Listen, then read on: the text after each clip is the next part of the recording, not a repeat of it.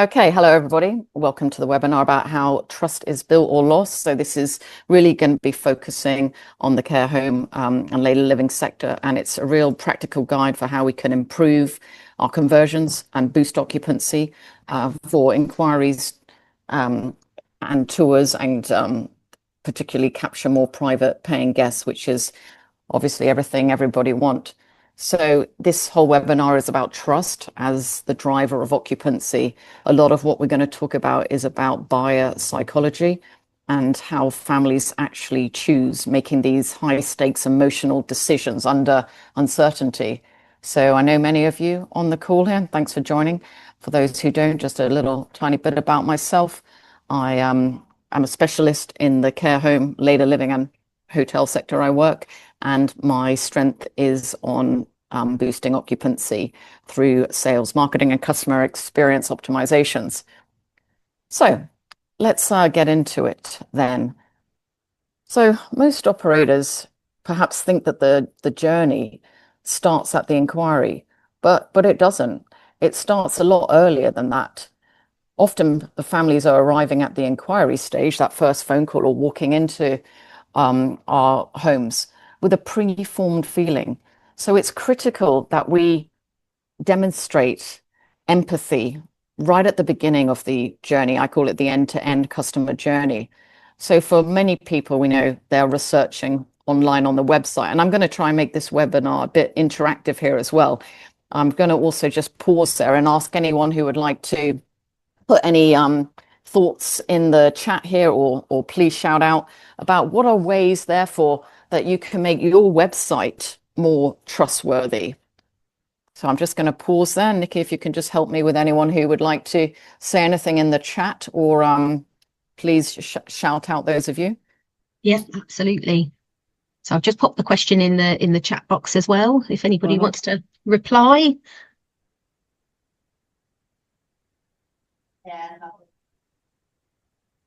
There we go. So I've had somebody saying using more videos. Yep, brilliant. Okay, super. So videos are really powerful. So thank you for that. Videos can be customer testimonials. They can be employee testimonials. Those are a fabulous way of showing how things are actually working in the care homes and the vibrancy of the community. You could also show videos of previous events, people having a thriving time together. Anything else, Nikki, or shall we go on here? Had a few more. Yes, we've got testimonials, review scores, CQC link, language used, news and events updates, and just generally having your website up to date. So thank you. Those are brilliant answers. And also I would add in about blogs and guides, giving information about what people are searching for, whether it's what's the difference between residential care and dementia, or how does funding work. Those are all really useful ways to build trust, to show we empathize with you, we understand what your concerns are, and we're serving up very useful answers. So thank you for your engagement in that. We know that families are not in a neutral state, that they are, concerned. This is not a rational purchase. This is highly emotional and responsibility driven. One of the biggest life-changing decisions people make. It's really tricky. So they're really searching for reassurance about, can I trust my loved one with you? Such a hugely critical heavy decision that we want to show we understand what you're going through, and it's a very emotional feeling. Okay, so empathy. I just accidentally went forward too many slides there. Empathy is one of the biggest primary differentiators, and empathy should be demonstrated from the whole end-to-end journey, from the marketing, like we say, whether that's the websites, the adverts, through to the whole sales journey, from calls, tours, and follow-up.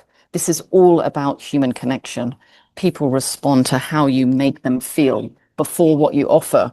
There's that great quote I always talk about: people will forget what you said, people will forget what you did, but they will never forget how you made them feel. And trust is built through all these moments. There's about 100 moments there could be from the end-to-end journey. And sometimes, as we know, it's not linear. As I've got here, it's back and forwards, and, a visit, then it's another family members getting involved, then we go back to a second visit.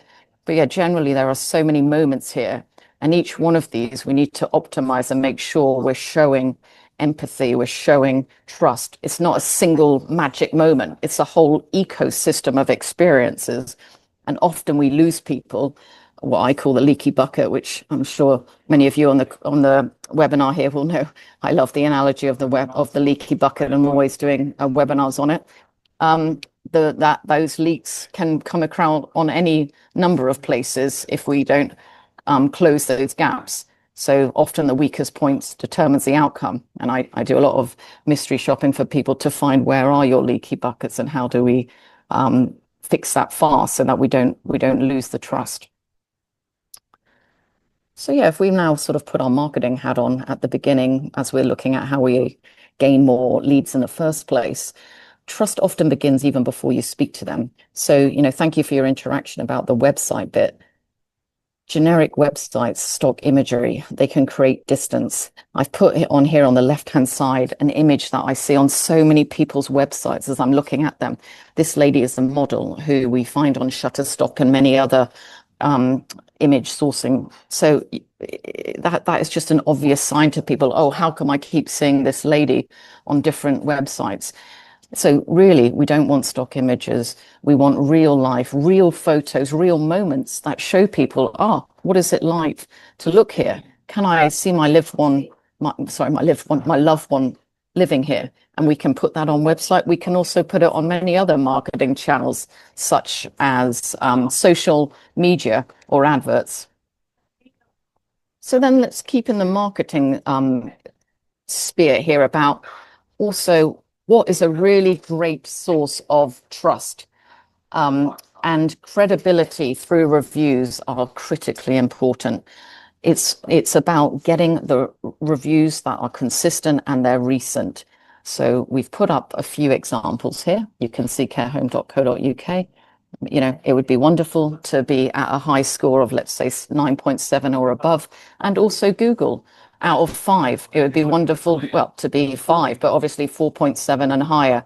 So, I would ask you on the webinar, do you have this consistency? Do you have at least 3 reviews a month to show those testimonials that you were always saying was really important? And then let's go down the funnel into the first phone call. I mean, as you know, I'm very passionate about this area and all the areas where we could lose customers.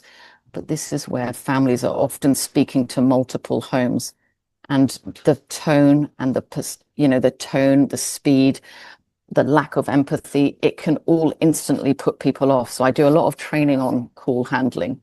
It's really important to be listening really well, acknowledging the sympathy, showing that empathy, which can be done through phrases, through pausing, and really having a great, enriching discovery conversation. Unfortunately, there's many instances where it's highly transactional, clinical, and fast and rushed. And that is absolutely a moment where trust will just be broken and they won't actually even come in for the visit. So if you look at your lead to visit conversion ratio, often when that's really low, it's through just a poor call, or missed calls is another huge one, which often happens out of hours. So then we talk about the visit as the next stage of the journey. This is such a huge moment which can confirm or shift the decision. Families are really looking for that connection. That's that red thread that we keep talking about. It's not a transactional product-centered thing. Often I do tours with people and it's highly rushed and we're just straight into some product selling like we're in real estate. However, tours, and I do a lot of training on what excellent tours look like. They are really emotional. They are all about connecting and building that trust. And that will really ensure that you have a high conversion ratio from visit to admissions. So how do we get that trust? Well, a lot of that is in the really important discovery part where people have come in and then you take that time to really get to know them and ask them excellent discovery questions about their loved one and about them as a person, with a lovely cup of tea or coffee to make them feel relaxed and unhurried. So I just ask you to reflect on how would you rate your first impressions? Everything from arriving in the car park, walking into the curb, the arrival at the reception, and then that critical moment of sitting down to get to know someone. Anyone wants to put anything in the comments or shout out? Good to hear your thoughts. How confident are you at your home or your portfolio of homes on your first impressions? That's such a huge trust moment. So we've just got some answers coming through. We've got an 8+. Wow, 8+, amazing. That's brilliant. Okay, well, super. So let's carry on then. So we've done the visit, and then we have an area where it's often a huge leak in the leaky bucket is the follow-up or the total lack of follow-up. So after the follow-up, it's such an important time to keep nurturing the relationship and do it creatively. So often there is just a lack of follow-up or no follow-up, where the best follow-ups would be it's be personalized. It would be really thanking someone and saying something relevant. So this is an example on the screen of a lady getting a handwritten card with a dog on the front cover. That came up in a tour that she absolutely loves dogs. And so that was such a lovely touch to say thank you for coming in. Here's, a lovely handwritten card. And there's so many other creative follow-ups we can do. And I've done a whole, webinar on this. So it's just having that consistency of the sequence. What's your first follow-up touch point? Then the second, third, fourth, fifth. Are they scheduled? How on top of you are that so that we can close as many prospects as possible? And then, there's tools and technical ability. But what is really also important is the whole culture. And I really love working with companies who are on a customer experience transformation journey, because you can feel that when it's coming from the top down saying, we really care about this customer centricity and we support you. We give you the time to make really brilliant calls that could last half an hour, tours that could last an hour. So it's not just about processes and consistency and tools. Those are absolutely critical. But just for the leaders and just the whole team ethos to have a whole culture of caring, it's really critical to also delivering this excellent trust experience we're all seeking. So let's talk about high performing homes. I mean, I'm always all over the country looking at different homes and what makes great trust experiences or not. Some of the tips I would share would be it's all about consistency. So from the website, it's real, relatable online presence. It's this human, attentive conversations that not transactional. And it is about really thoughtful follow-up, natural visits that have a huge amount of connection and personalization. And then it's this consistently great experience across touch points. So another point I would just like to pause here and ask for any feedback or anyone to shout out about, to get this consistency, has your team been trained on what great call handling tours or follow-up looks like? Yeah, so just pop that in the chat box, and we've got somebody that's saying, yes, it's a constant process. Yep, it's a constant process. And some homes I work with, we go through the first round of, all the immediate front-facing colleagues like the administrators, the receptionists, or the sales managers, if they have them. And then we come to the backup teams, such as well-being or activities coordinators, housekeeping, the out-of-hours teams, the nurses. So yeah, just constantly trying to improve yourself and elevate it to get that, not just consistency, but also confidence from the staff. Okay, lots of small things make it feel incrementally great. So yeah, that's that great saying about 1% marginal gains can add up to huge things. So if we go on to the next slide, then another really critical trust lever is the power of community networking. And many homes I visit, they don't have this going on, and it's such a shame because it's such a powerful trust lever. It's also one of the highest, strongest marketing conversion channels. Often 60% of those referrals that come from community networking, which is all organizations that could be related to your care home, whether it's churches, healthcare professionals, bowling, hospitals. There's so many. Usually each home, I have a list of about 50. It's getting those people to really build relationships with you and be advocates for you.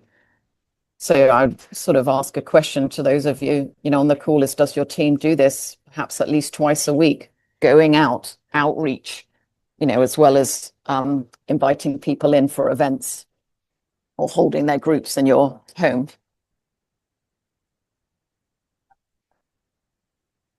Okay. So to summarize, trust is built in these small moments, lots of micro moments through the touch points through the journey, a great phone call, reviews, a super visit, really human conversations where you connect. So if you experienced your own home as a family would, putting yourself in the customer's shoes and walking that journey every moment, would it feel right? So thank you for letting me cover that with you. I've put a link there to an occupancy optimizer ebook I wrote. Be happy to talk to any of you also on a one-on-one basis. But for now, I would like to stop there and open it up to questions.